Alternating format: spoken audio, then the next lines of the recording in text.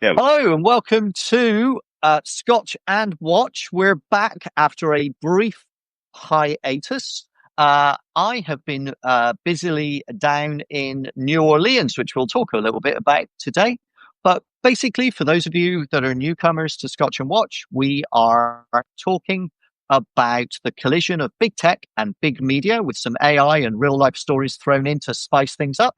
It's called Scotch and Watch because it's the future here in Australia. It's already Friday night, so I have a scotch, and I'm joined by my expert and excellently good friend, Chris Duncan in London, who is a very senior and very important media executive and is enjoying what exactly today? Oh, always black coffee this time in the morning. It's 8 in the morning here in sunny London. So tragic. Well, it's actually beautiful here in Sydney, Australia, and it's been a beautiful 33-degree day. So it's great to be back. Now, before we kick off today, you warned me once. I remember you said to me, if we keep writing and talking about all of these attacks on big tech, eventually big tech is going to come back and get me. And it happened this week. So it's a good time to share. I decided somewhat unwisely to download the beta version of the next iOS update. And I wanted to play with new toys on it, right? And so I thought, well, if I download this, I'm tech enough, I'll be able to figure it out. And so suddenly I got all these new features and all these new cool things that they're trying out. And it warns you on the website when you do it that some of these things might not be fully formed yet and they might not work very well. Mm. My phone went completely mental. So my iPhone just went completely crazy. So I tried to delete it, and I think I managed to get rid of a little bit of it. And then it decided on its own to unilaterally turn on a feature that's used for people that are blind, which means that you have to double click every feature on the phone and then confirm it one after another.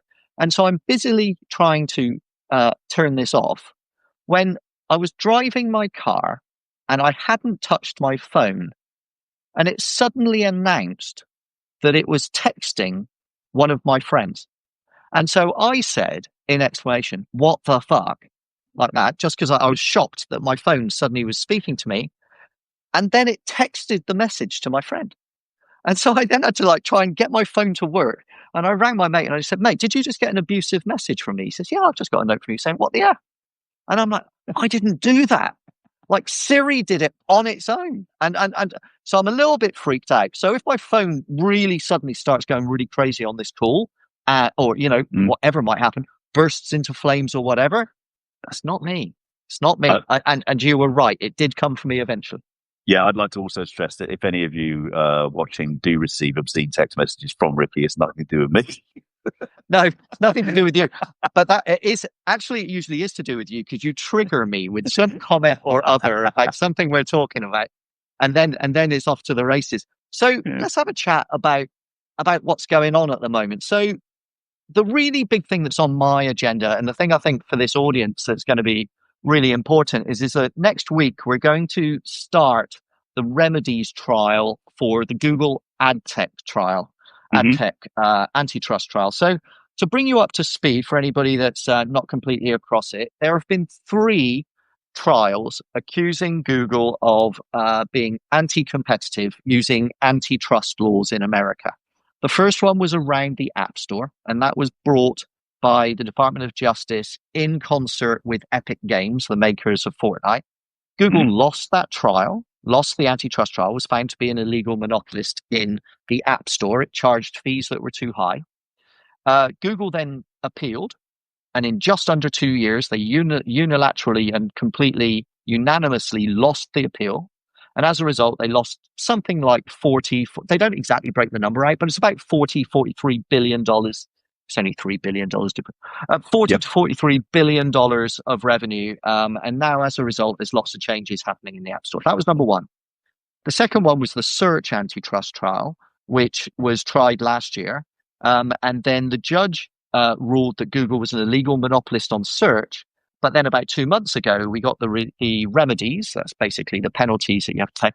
And we've talked about this before. The penalties were incredibly thin and incredibly weak and surprised everybody. Yep. There's a lot of illegal behavior in that case that the judge found to be true. But then he decided not to penalize Google for any of that. and to basically give it the opportunity to try and build the future of AI. So we're Mm, all fairly disappointed about that.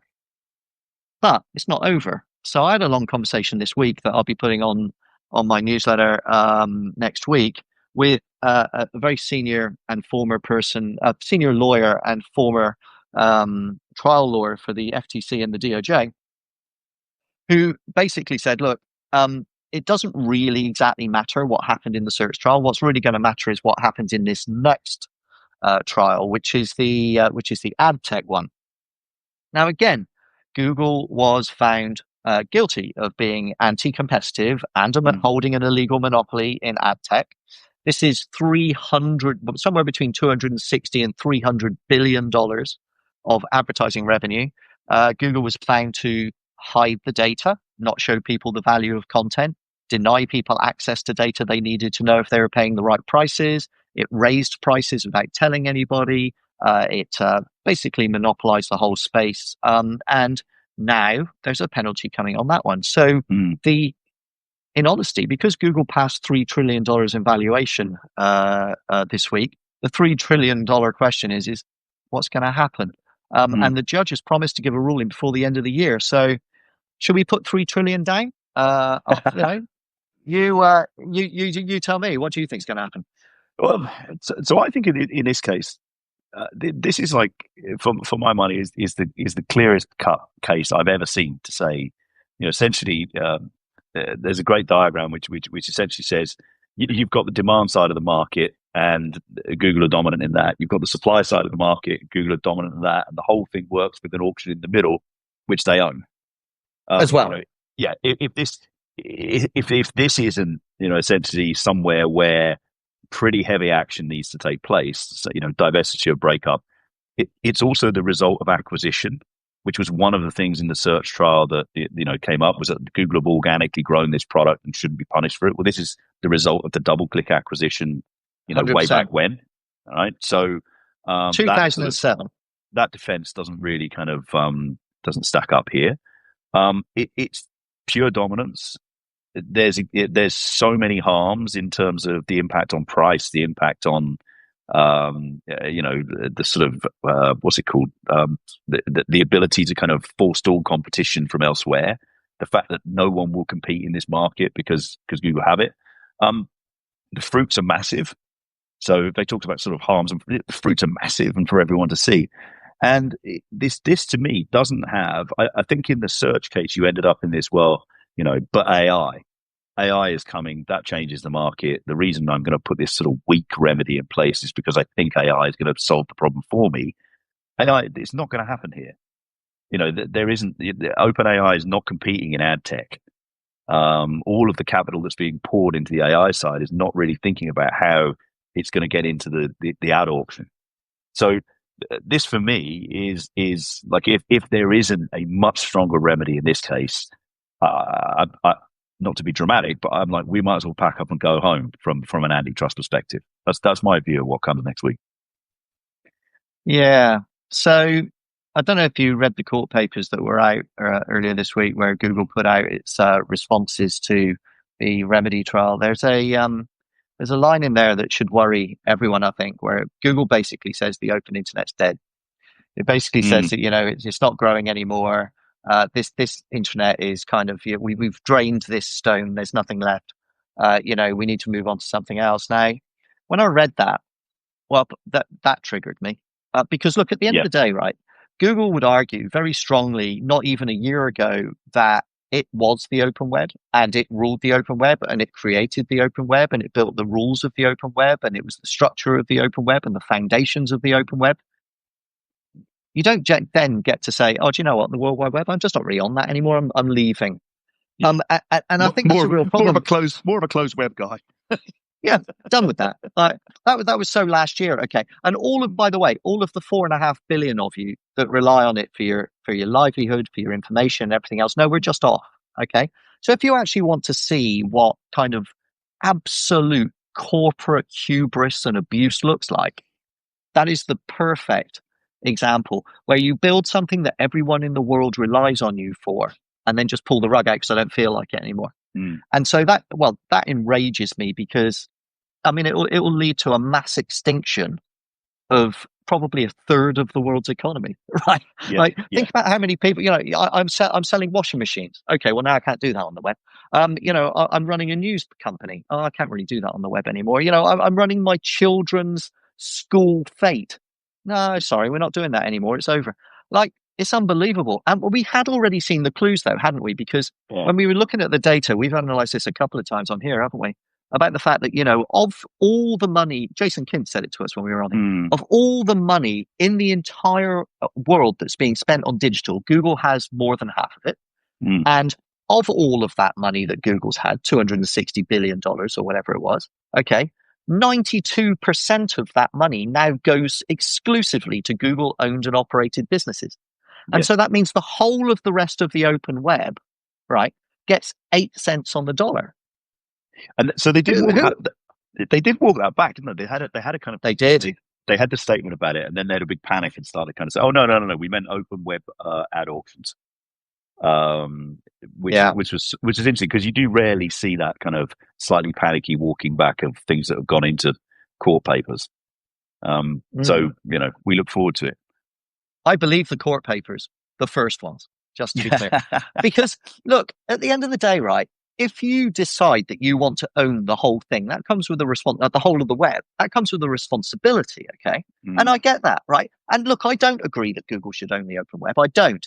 But if Google argues it does, then that also comes with a responsibility. So you can't argue you do and then just say, actually, we don't and we don't care anyway. You can't have all of it. You just can't. yeah, yeah.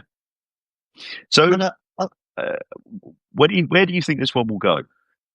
what with the trial Mm, decision before the end of the year. mm, So, all right, I have to be optimistic. I'm not feeling terribly optimistic after the last Joker mm, with his effort. Oh mm, my goodness me.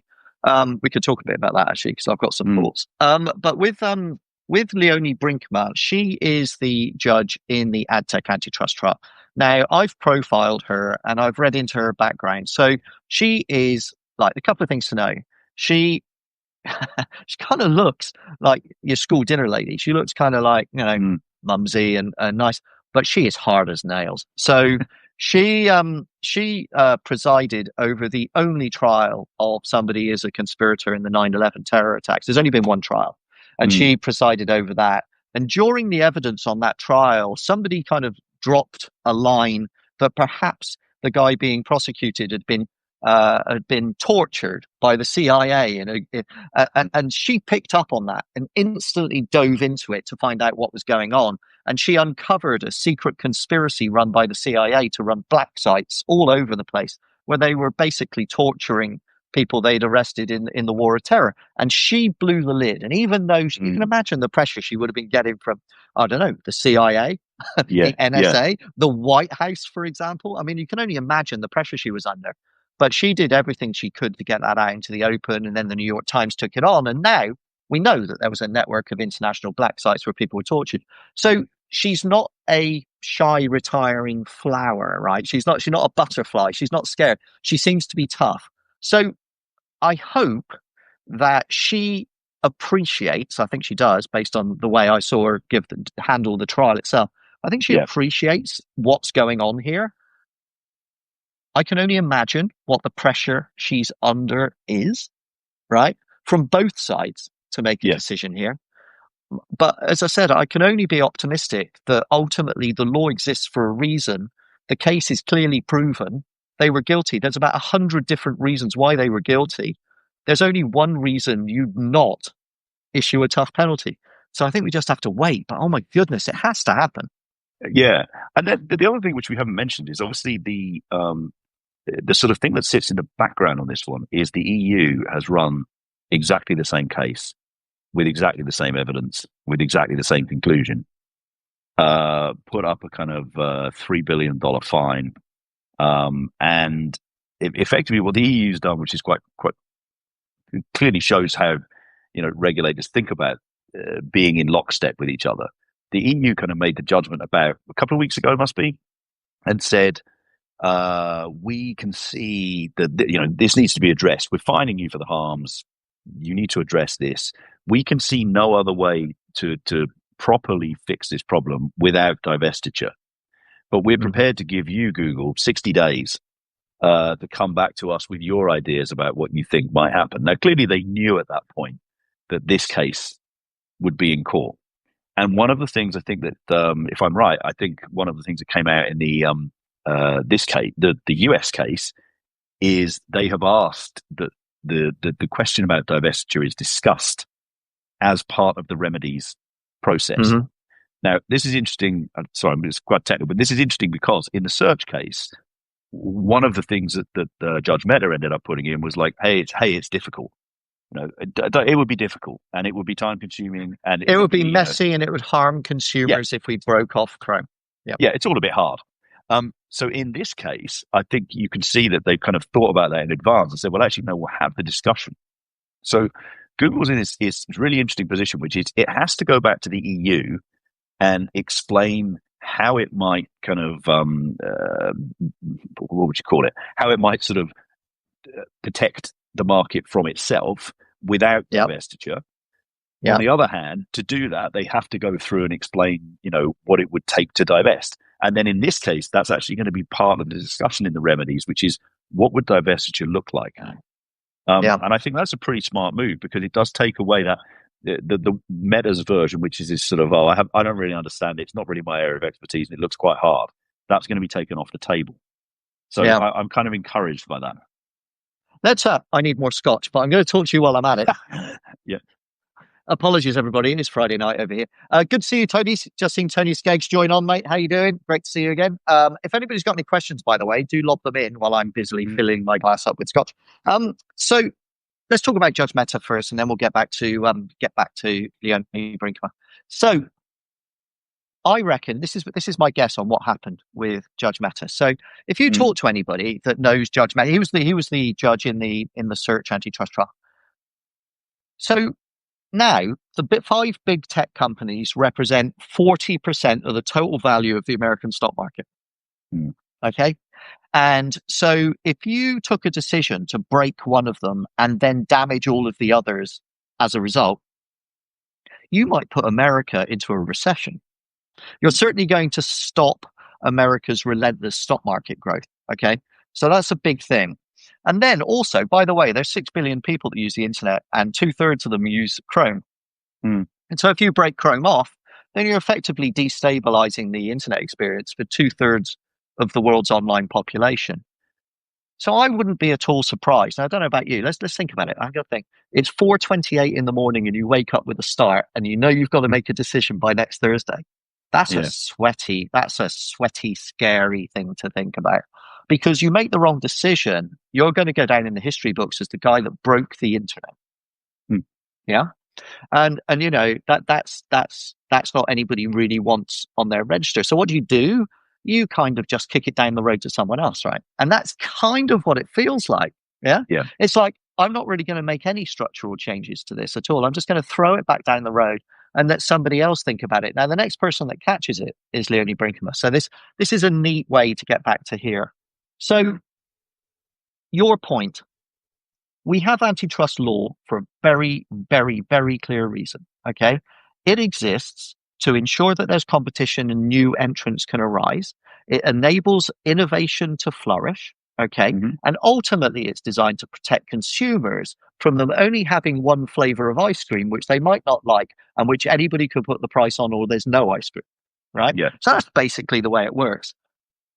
Google clearly is that company. There can be no other interpretation. 91% share of search. Yeah. Yeah. Okay. 4 billion Android phones in market. Yeah. All of them with Google as the default on everything. Right.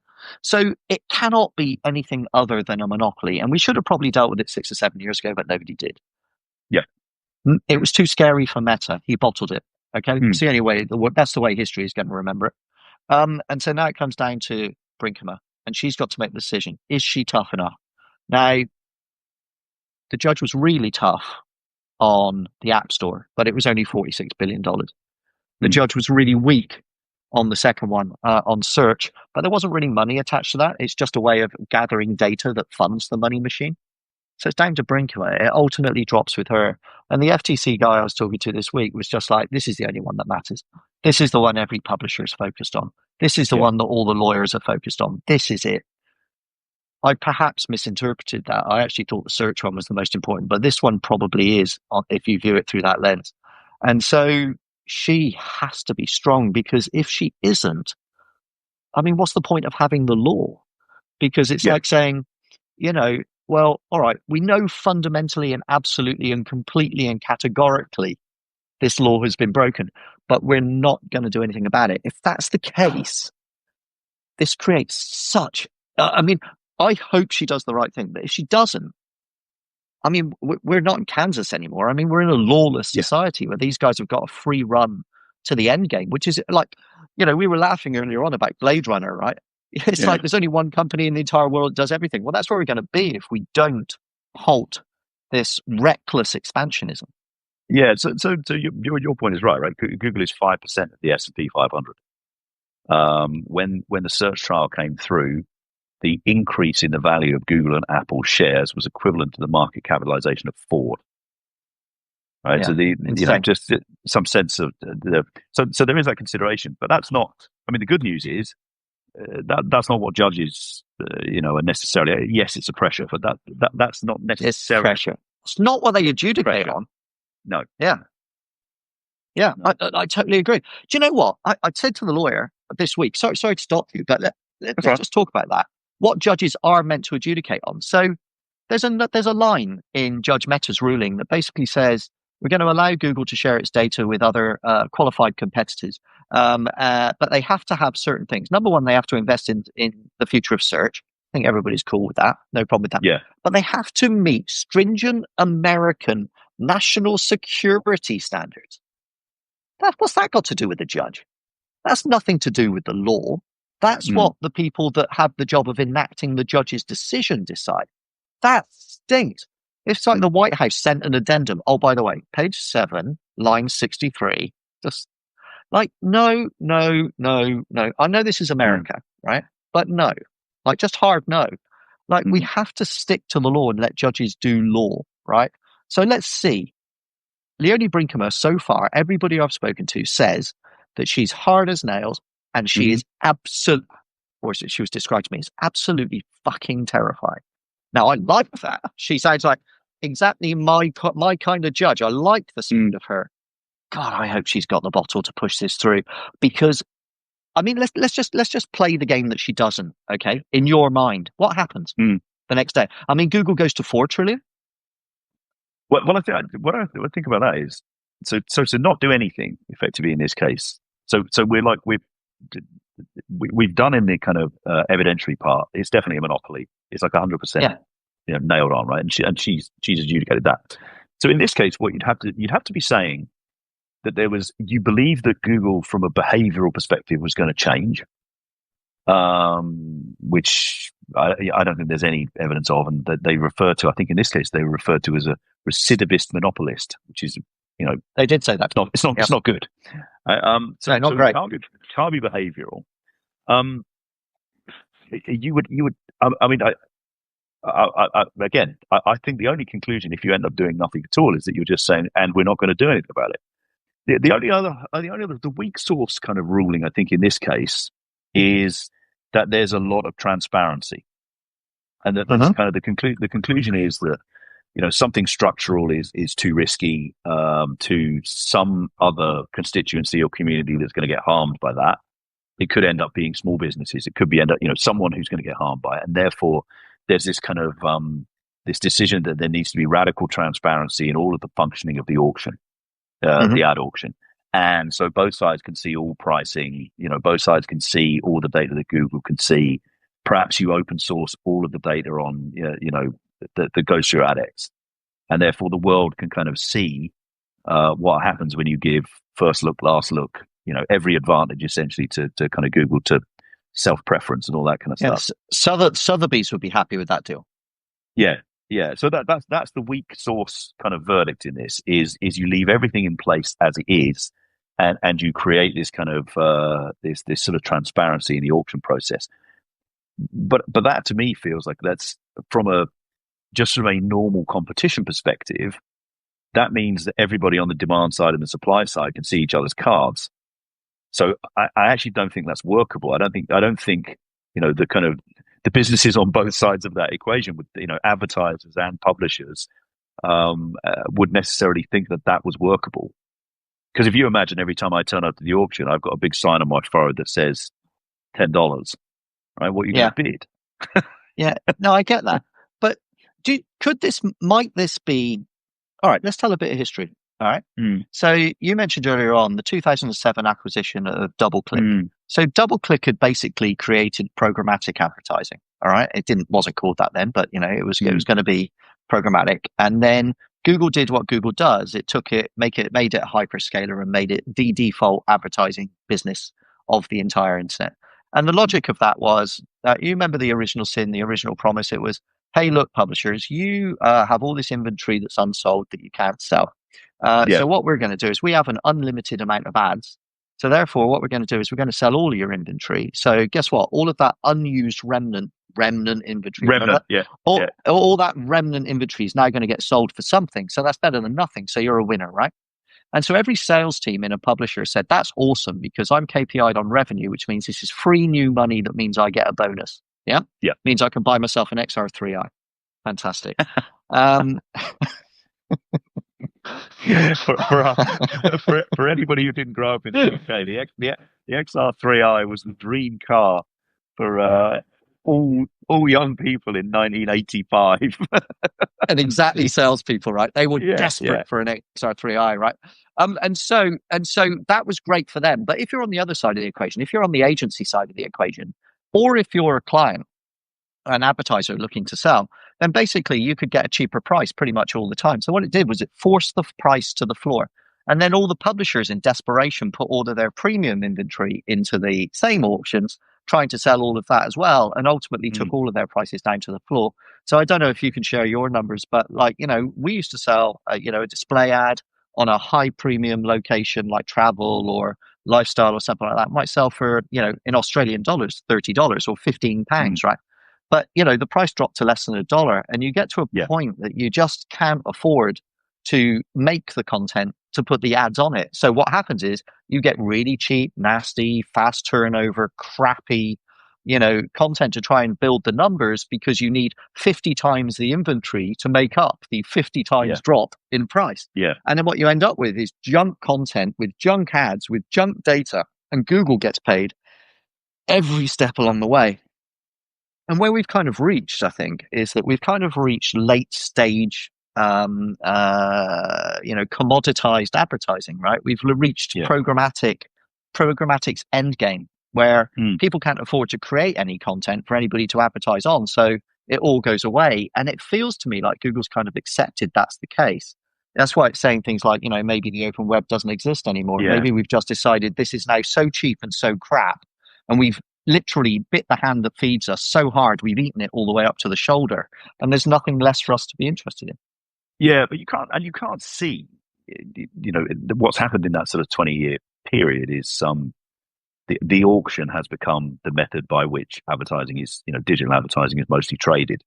So what I can't see is any decision that says, we're going to. So if you think of the sort of demand side, supply side, and AdX in the middle, the kind of auction in the middle, I can't see any remedy that says the world is going to move away from auctions. Right? Really? That's that. No, I don't think so, because I think that's too. I think you would have to have an alternative. You'd have to have something that was going to replace it. Which I just think that's, from a legal perspective, I don't think that's on the. I don't think that's within the kind of toolkit of what the judge has got to work with. So I Oh think, no, maybe not from the judge, but maybe the yeah. market could decide to go, rewind and go back to direct, to I mean, rewind and go back to, maybe, yeah. but I think I'm thinking just from a judge perspective, I don't think you could go and say, right, okay, we're moving, we're going to change the nature of how ads are traded. That's not within the toolkit. So what you are saying then is, if I believe that there has to be an auction in the middle, and so I can either make that auction fairer, and as I said, I think there's an issue with that in terms of price transparency for both sides. It means it isn't really an auction, or you can't be on both sides of that auction, and advantages to yourself. that accrue from that. So that's why I think in the end, it's really hard to see a solution that doesn't include Google having to give up being on one side or the other. Yeah, okay. So I'm a very simple kind of person in this. It seems relatively simple to me that there's a company on one side of the equation that wants to sell a washing machine. Yeah. To sell a washing machine, they need to talk to the audience. The audience, some of the audience anyway, are over here on publishers. And publishers have a fair understanding of who in their audience is interested in buying a washing machine. And this company that wants to sell the washing machines is pretty clear that it knows exactly who it wants to target: 25 to 35-year-old white-collar professional women living on the east coast of England on a Thursday that have been recently into a white goods store. So we've got an auction, right? We've got a buyer and we've got a seller, and we've got these two highly motivated people who want to achieve the best outcome. And in the middle of that, there's somebody that wants to buy a washing machine. This shouldn't be this hard, right? This is a simple piece of trading that people have been doing since we picked up a club. All right. Yeah. So I think we have a fair idea how this should happen. Now, what we've done is, by pretending to make it simple, we've made it complicated. We've added a million different tiers of requirements, data, analytics, and we've dressed them all up as, brand safety and retargeting. And oh my God, the words go on forever. And the dollar that the person's trying to spend to sell a washing machine ends up being 16 cents that actually gets spent on trying to reach the audience. And yet everybody in the equation is seeming to argue that they're offering some kind of value in this chain. It isn't. This is basically 150 pigs in the world's longest trough, right? And no washing machines are getting sold, right? And so, how on earth have we ended getting here? So the answer surely has to be, all right, Google's got all the ad demand sitting here in AdX, right? Now, if it's an auction or not an auction, I don't really care. But all the ads sit in this giant lake, all right? This giant lake that is AdX. And everybody wants to sell a washing machine. Just use washing machines as the example. Every publisher wants to help you sell a washing machine. Now, the problem is that as well as everybody taking their chunk out of that pool, okay, Google was taking 36 cents on the dollar for delivering, for running the pipes that sent the ad from the pool to your newspaper. Everybody knows that that's not right. And Google hid the numbers and it fixed the prices. And all of this came out in the trial. So if AdX continues to be a massive lake of ads, and if you're not charged 36 cents on the dollar in the content or the ad getting to you, you can spend another 36 cents on selling more washing machines. And if we can just have some come to Jesus common sense moment that we don't need all these 500 other people nibbling at everything on the way down, then we might get to a point where a publisher might actually make a profit on serving an ad. And one of the things go on, please. I was going to say, well, this is the big prize, right? This is why, in some ways, the ad tech trial is much more directly likely to put money back in publishers' pockets than the search trial. That's right. This is in theory, there could be a decision here which, swiftly enacted would put 20 cents on the dollar back into the publishers' kind of what they get back from the inventory. And so that's an immediate injection of hundreds of millions of dollars. That's why this one, I think, is so important. So that's where I think you get to. I also think if I were Google, it's an interesting question. If you were Google, would you give up? If you had to give up one, would you give up the demand side or the supply side? And my guess is that I doubt they'll offer either. But if you had to pick one, you would give up the publisher side, because as we've talked about, we know that the revenue from that's one of the only numbers in the Google accounts that's been coming down year on year. The amount that's actually traded out through those platforms. So the benefit of running the publisher side platforms is diminishing each year. So that would be, I guess, the kind of the obvious place where Google would say, okay, we divest DFP, and so we're only on one side of the market. That's fair competition. I wonder whether that's where this will head. So the common sense decision, okay, it's not necessarily the one that will happen, but the common sense decision is to give up GAM Google Ad Manager Mm, and give up AdX, allow AdX to be delivered based on a meritocracy via live real-time API, let people see the correct data in GAM, don't hide the mm, data anymore, let people actually see the data, all right? And then let people basically duke it out on a meritocracy. That mm, is what should happen. That does make sense. And I do wonder, and we've talked about this a lot over the last couple of months, mm, the way that Google's moving its money around and the way it's kind of strategizing itself for the future looks like it's ready to let go of mm, that piece of funding the open web. All right. But here I'm going to offer two provocative thoughts for you, right? The mm, first thing is Google celebrated all last week about the fact that it wasn't going to have to divest Chrome, but hasn't it just told us that it's no longer interested in the open web? Surely it doesn't want Chrome. You would have thought that, well, why would I bother? I might as well just mm, let them have it. I don't know why they fought so hard to keep it. They don't really think there's any future on the open web. So one thing's true. mm. I think they just announced this week that they've integrated Gemini into Chrome. Oh, oh, I wonder. Yeah, so there's an absolute classic, right? The other thing that Google's got to worry about, though, is that if YouTube is their fastest growing business unit. An episode on Yeah, this, right? yeah, And we've talked about that. Um, there's every chance that if they lose control of AdX, they can't self-preference the same way. And then they've got a real challenge in getting enough money to YouTube to make YouTube continue its growth. And yeah, so it must be being pulled left and right simultaneously in trying to work out how it handles this. But yeah, I guess we'll find out with time. yeah. So let's talk a little bit about the politics, though. So, and I think it's interesting this week. You've seen all the sort of noise about the TikTok deal, which is not quite been announced. So it's sort of been. Well, it's a personal passion point of yours. You're all over I this.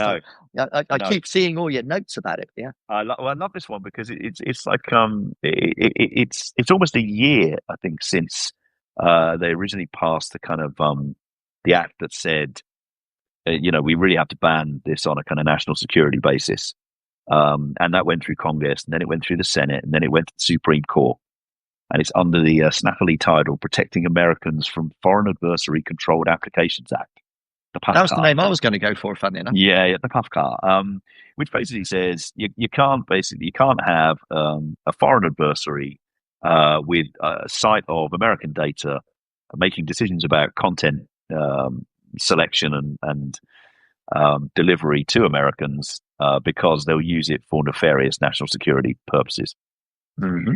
And so that's about a year ago. And as we've talked about, the reason I'm so fascinated by it is because it just keeps getting. So Biden kind of kicked it over to Trump. Trump then said, "Well, I've got a deal up my sleeve." It's very, very long sleeves in this case. Yeah, giant. So like yeah, so Like Mr. Tickle. yeah, 3 quarters in a row. It's just been sort of booted down the track, and the Supreme Court hasn't done anything about it. It's just sort of let it roll. And so they announced this week they think they have a deal, and that was based on the Treasury Secretary kind of negotiating with the Chinese. I think there has to be a conversation between the president and President Xi, and to finally kind of hammer it out. But in this case, it really looks like the deal is that there'll be a consortium that'll buy it, made up of some of our favorite oligarchs, Larry Ellison, Mark Yeah, Andreessen, amongst yeah, others, yeah. and that it will be moved on to kind of Oracle hardware and based in the US, but that it will still use the TikTok algorithm. Now, you and I know that I can't see a way in which that algorithm can be used without actually having access to the data. Mm-hmm. Um, so this feels to me like one of the biggest fudges of all time in terms of how that deal is going to work. And Yeah, that will have to. So they've just extended again for another 3 months to get that deal done. I think the reason I'm sort of keep watching it is it to me it's the great test of whether the courts and Congress and the Senate are more important than the political pressure that can be brought by the administration. And the TikTok deal at the moment is showing that consistently it's not. So coming back, contrasting that with the Google case, your question is, in the Meta case, was there a kind of a national security briefing around AI that said don't mess with this, or at least understand the consequences of Mhm. what you're dealing with here. So that I guess is the worry in the ad tech case, that we're not seeing some kind of political angle, which is a look, just don't mess with this at this point, because national security and or AI race with China and or whatever. I don't think you can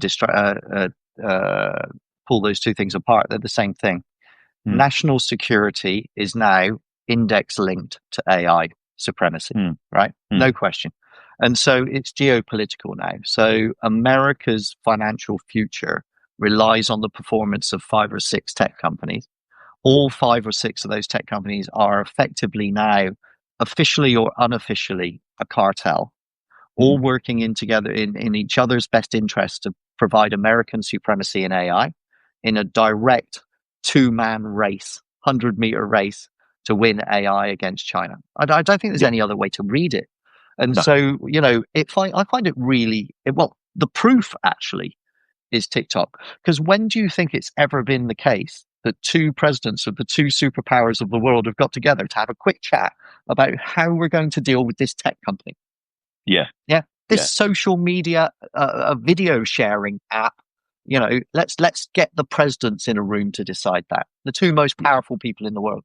It just shows how tech has kind of leapfrogged, like, and exponentially leapfrogged, like small leap, 10 times leap, 1,000 times leap, Yeah. in importance in the global stage. And so again, it comes back to Judge Brinkman.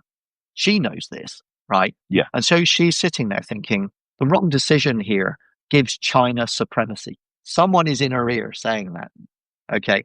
And maybe that's what happened last time round. Yeah, maybe so. At least in the previous case, in the search and discovery side, I think I mean, I don't like it. I don't necessarily think it's the right interpretation of the evidence. But you could sit down with a bit of pen and paper and kind of write the argument that said this would make AI innovation harder. Again, Yeah. I just don't think that's true in an ad tech auction. I don't think that's a matter of national security. So I think I don't think I'm so. hoping Yeah. I'm hoping on this one that this is just less politically sensitive around that kind of AI race. So the dangerous thing about this, coming back to national security, is that you and I are going to be in Madrid together doing a podcast live on stage at around the time we're likely to get a decision on the Yeah. AdTech antitrust trial. So if we win, that's going to be a party that might lead to some geopolitical situation. Well, be a hell of a night. Huh? Yeah. We'll be able to have a whiskey together at the same time. Yeah. It'll be a big night. Yes, sangria and watch. You watch. We'll go for it. Look, my thoughts, just for what it's worth, on TikTok is that TikTok has something that YouTube has, which is that it's the future, right? So its users are younger users, right?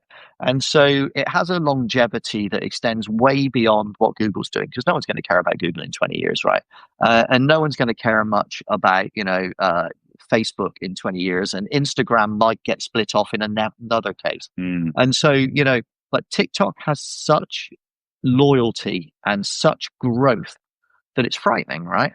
And YouTube has the same thing. So these 2 feel like the front runners to be the next massive media, massive kind of tech companies, as Google and Apple kind of start to go into their dotage. Hey, here's something really funny to do, actually. Go and have a look at, you every time you think, or I don't know, maybe same for you, but certainly for me, whenever I think about Apple, I remember young Steve Jobs, doing his thing with his kind of lank hair. And he's this young, cool entrepreneur doing really, really cool stuff, right? And then when I think about Meta, I think about, kind of 23-year-old Mark Zuckerberg kind of making his way in the world, with his crazy Caesar haircut, right? I see them all as these super young, like Bill Gates, with his lank, like, they're all like 100 years old now, right? These people aren't young innovators anymore, right? Like they're older than the CEO of Ford. And you're like, oh, hang on a minute. They're not young entrepreneurs anymore. They're actually just massive industrialists stealing all our money. And we've kind of fallen for this whole kind of jazz hands young innovator, move fast, break things. He can't move fast now. He'll do his hip, right?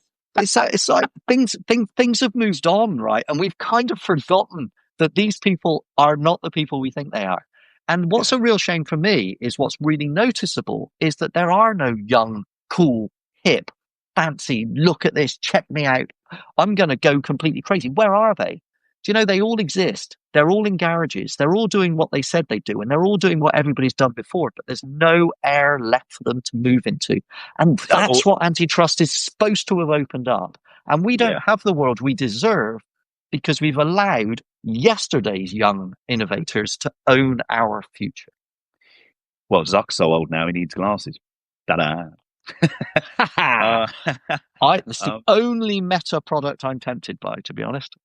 Which says I'm old too, doesn't it? Actually, now I think about it. But it's a great point. I mean, most of those innovators are being bought up and put into these companies. So they are. They get bought before they get a chance to fly, right?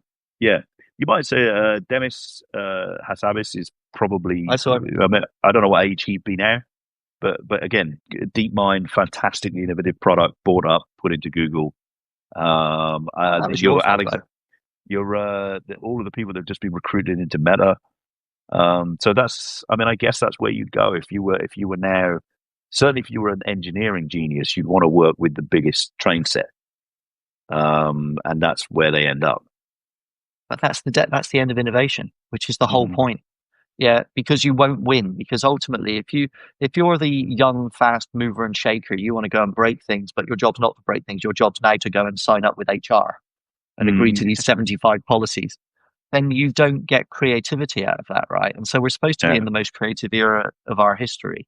But what we've basically got is a whole load of 55-year-old CEOs desperately clinging on to power and taking over control. By the way, to your point on DeepMind, I did kind of point out there that that was your fault, right? Because you're English, so I technically then blame you for everything your nation does. And basically, you guys handed the entire AI future of Britain to Google. Do you want to tell everybody how you did that? Because I think you are responsible. I think it's your job. Yeah.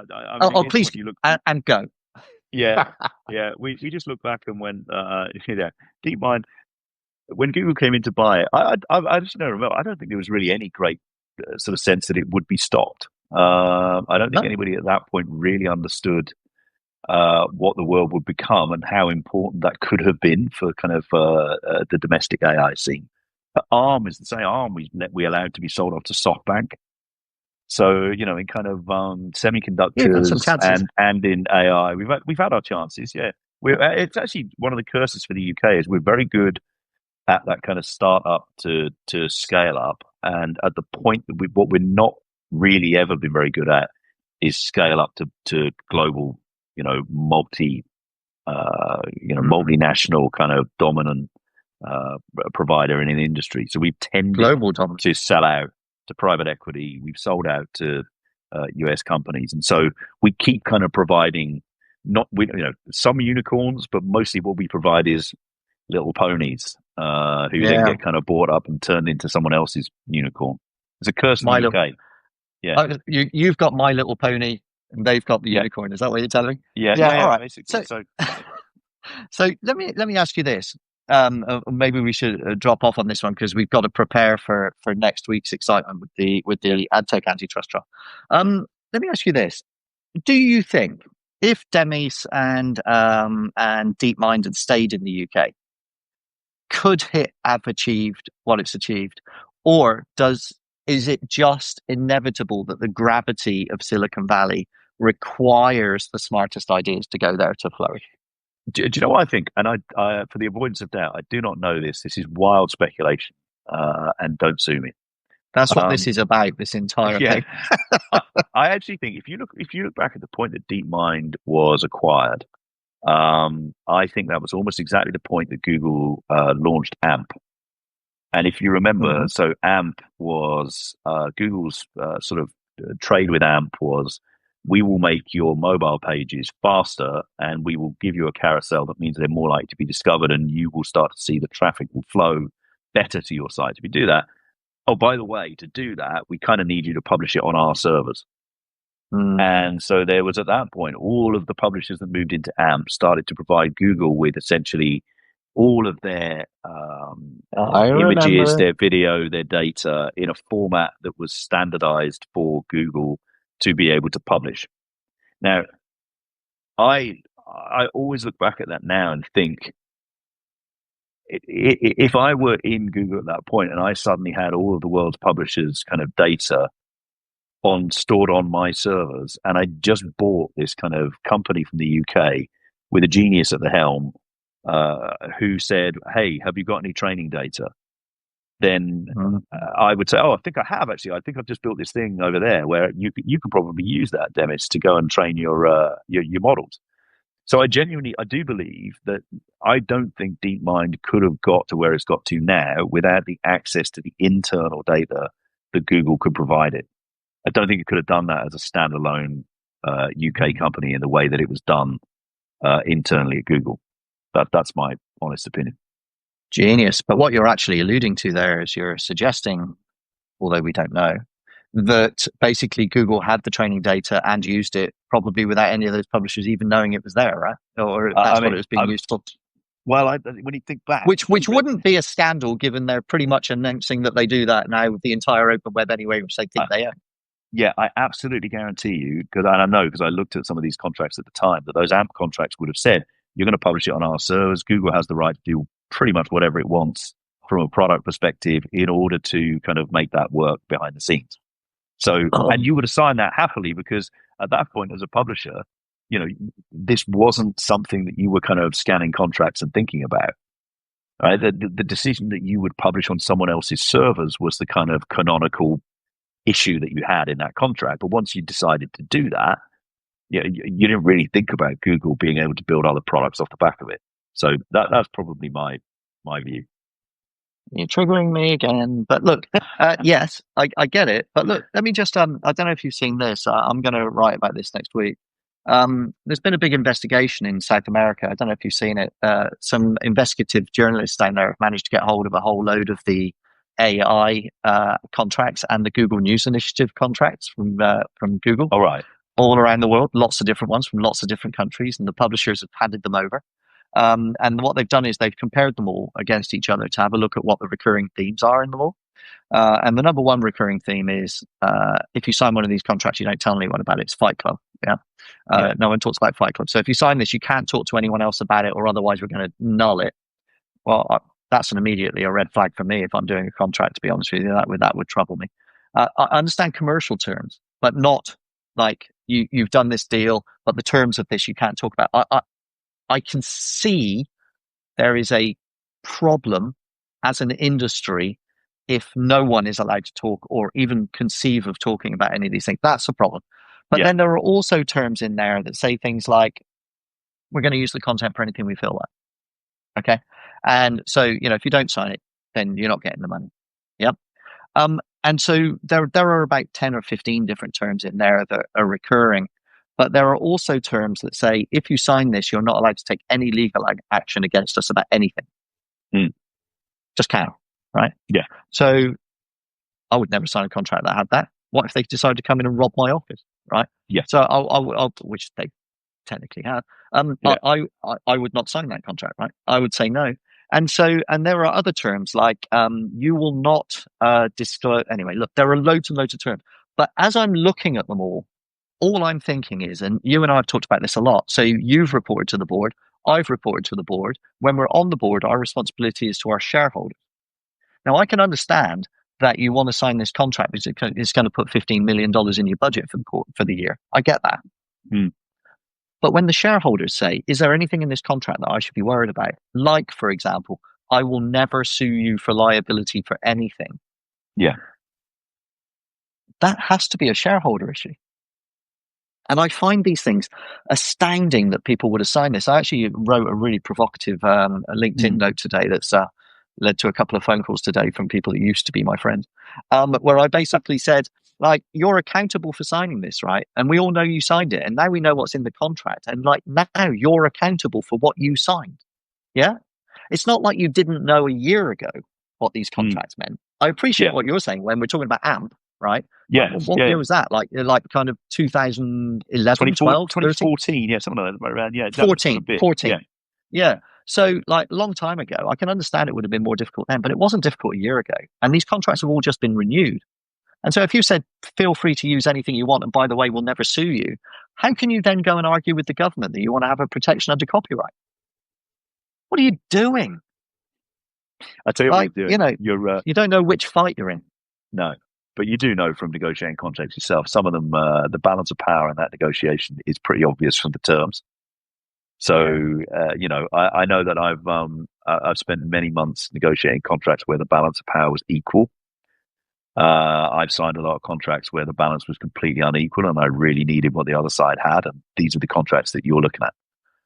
Yeah, I get that, and that's what antitrust is for, which is why we're at the point that we have to have an antitrust ruling that goes our way, or otherwise every contract that's ever presented in front of anybody is going to get signed from now on, right? Yeah.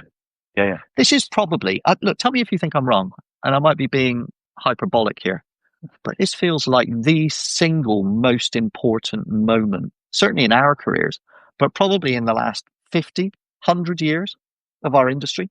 Because if this goes the wrong way, to your point, like, I'm going to become a subsistence farmer up on the hill over there, right? Like, it has to go our way, because if it doesn't, I don't really know what we do. Well, if it doesn't, if essentially it's Google kind of wave through to say as you were, just carry on with your ads. Don't worry about transparency. Charge whatever you want.